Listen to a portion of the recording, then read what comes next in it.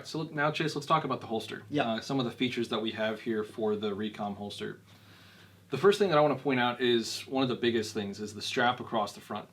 What we have with the holsters, we actually put in 2 index points for mounting your strap. There's obviously the strap on the back where it secures to the back side of the holster, but then on the front side we put in 2 holes so that you can actually accommodate either a fixed stock, the collapsible buttstock that is traditional to MP5s, or no stock at all, or something like the SB tactical brace or the Law folder as well. So the holster will come with both sizes, the longer one and the shorter one as well, so that if you wanted to change it up, you absolutely could. Yep. Yeah, and you guys can see that right here. If you take a peek at this holster, you can actually see the 2 index points. So all you're doing is just, if you got a fixed or collapsible stock, you're putting your snap right there, and you're moving the snap right here if you got a folding stock or brace of any kind. So it's very user configurable in that way.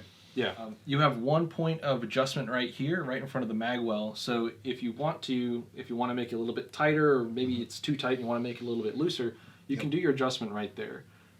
Those points will actually be reinforced with a rivet on either side, so that way it's less likely to break just due to the overall weight of the holster, which is one of the reasons we had to do the straps. Yeah, it's not a light gun at all, so there's definitely some unique design features in the holster to compensate for the weight.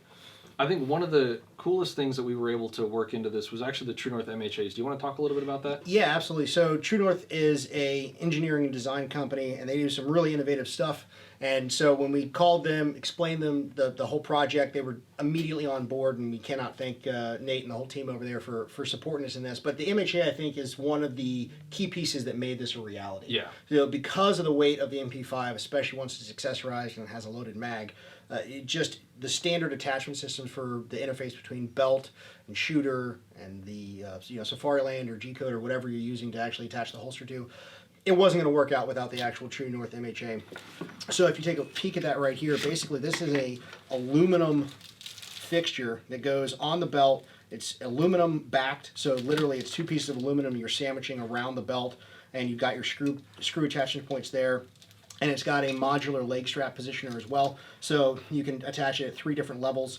And in fact, we're working on a new project, which I won't get into too much, where this is going to be concealable under a jacket as well, and that's also made possible because of the MHA. So this is definitely a super, it's in the name, modular holster attachment, right?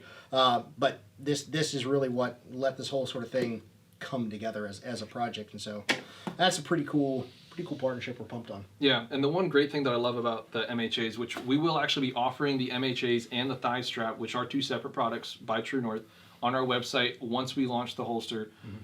So you will be able to order those in, I think it's black, OD green, flat dark earth. Yeah. And they might be coming out with a couple of other colors. Yep. I think there's a multicam one too. I think so. But one of the great things about it is just how well it's able to hold up that weight. And also, it comes preset with all of the attachment screws that you're going to need. So if you want to put in a QLS system, it comes with the screws already in the bag. If you want to attach the holster straight to the modular holster adapter, it comes with those screws. So you don't need any extra hardware. All the hardware comes with it.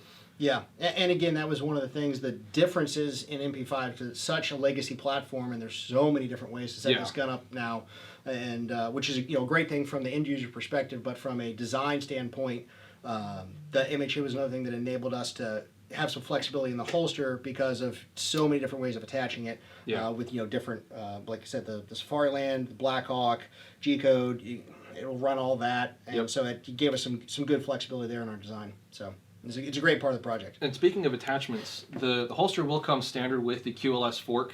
And if you order the MHA with it, we will include the base plate for the QLS system as well. They won't come attached or assembled or anything like that. That's up to you as the user, but we will have some videos on our website and on our YouTube page of how to set up the system to work efficiently with the Recom holster. But in addition to having the capability of running your QLS system, you can run Molly, you can run a Tech Lock, you can run a paddle if you want to. While we advise you stick with the QLS system mixed with the True North for the most stability, it's your holster, you can run it however you want. But we did want to give that end user ability to our clients and our customers to wear it however you want. If you want to put it in your truck, so you have one of those Molly systems that you can run pouches, rifles, however you want to set it up. If you want to put a MOLLE system on there and have your MP5 ready to go, this holster will allow you to do that. You just take the 3 screws off. You can order the extra MOLLE attachments from our website, slap them on the back, and you're good to go. Yeah, absolutely. And, you know, there's definitely a consideration for a truck gun kind of setup for sure. Yeah. You know, especially with a brace, as long as those are legal. You know, it's a 50 state compliant gun, so that's that's pretty great. So there's, like I said, we really aimed for modularity in this project because how many different ways you can run this. Speaking of which, do you want to touch on the differences with the rail systems? Yeah, so right now we have it set up to work well with the Midwest Industries rail. Yep. So that's kind of how we patterned the gun initially, was off of this setup right here, which is the Zenith ZP. Is this the ZP5? Yep. So it has the Midwest Industries rail system, which is a really slick system, and I really like it a lot. It's incredibly modular, just like the holster. But we are currently working on figuring out a way to allow it to use the standard tropical handguard. Yep. It is a little bit bulkier of a handguard. It doesn't It is. allow for a lot of real estate for us to work in the retention system. But I believe the Magpul system will work with this holster. So if you are running the new Magpul system for the handguard, that will work on our holster. Yep. So really, we're really only trying to figure out how to get the tropical handguard to work. Yeah, and what he's talking about, guys, is if you look at the trunnion here, the trunnion is covered different amounts by different kinds of rails. So as you can see here, the Midwest mates up right to the front of the trunnion, so there's no issue there, and you can get good coverage. And in fact, on our first model, we had substantially more Kydex up here to increase retention. We found that retention wasn't necessary, and it also got in the way of the handguard. But for instance, the tropical handguard comes back, the original tropical handguard comes back and covers more of the trunnion. They did that for heat shielding because the trunnion can get extremely hot and full auto fire. However, most people aren't running these as machine guns. If you are, good for you. However, you know, like we said, different handguards cover different amounts of this. So we've got this initial offering right here that does mate up to the end of the trunnion, and then we, like Gary said, we are working on a new model that's going to allow for, you know, a wider variety of handguards to work with the holster. Absolutely. One thing I will mention is currently the holster is only available for right-handed shooters. However, on the website, now that it's released, we will have the option to get a left-handed holster if you are left-handed. Yeah. I know Ian from Forgotten Weapons, who's been supporting us in this project, is a left-handed shooter. Yeah. So we realized that after we just initially made the right-handed setup. Yep. And that, you know, we have clientele that might be left-handed, and they might want to run this holster. Yep. So we are actually going to be releasing the left-handed version. So if you go on the website and you pre-order your holster, you can order it in left or right-handed. It's going to come traditionally with black, tan, OD green, and gray Kydex. Yep. And if you want a special color, like maybe you want a fire engine red, or you want yellow or Tiffany blue, contact us at nextstepconcealment.com, nextstepconcealment@gmail.com, and we can get you that color in, special just for you. That's right. The holsters won't start shipping until January 2nd, so you'll have a lot of time, about a month and a half, to do your pre-orders. Yep. And then once we hit January 2nd, that's where the first holster is going to be going out the door to its client, to its new owner, and a new home. We hope to have all of them out within 2 weeks after we get the initial first holster out there.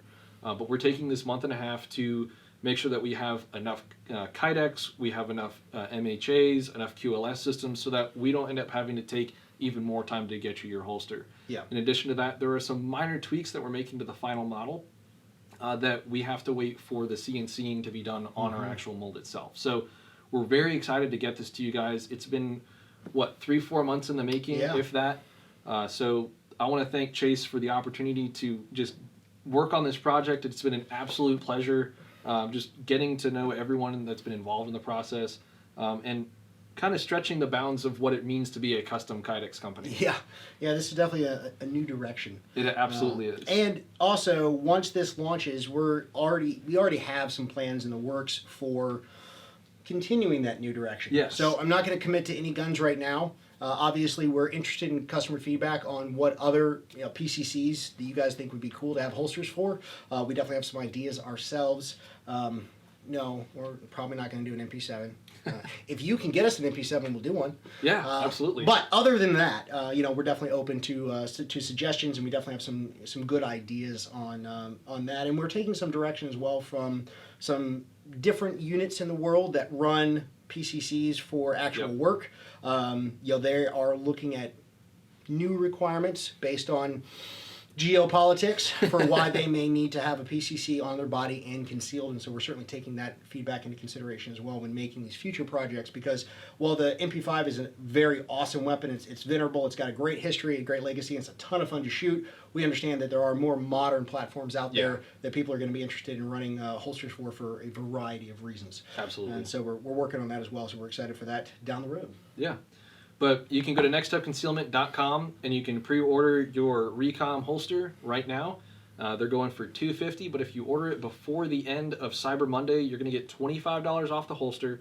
And don't forget to get your True North MHA and leg strap with it as well. Thank you guys so much, and we will see you on the range. See ya.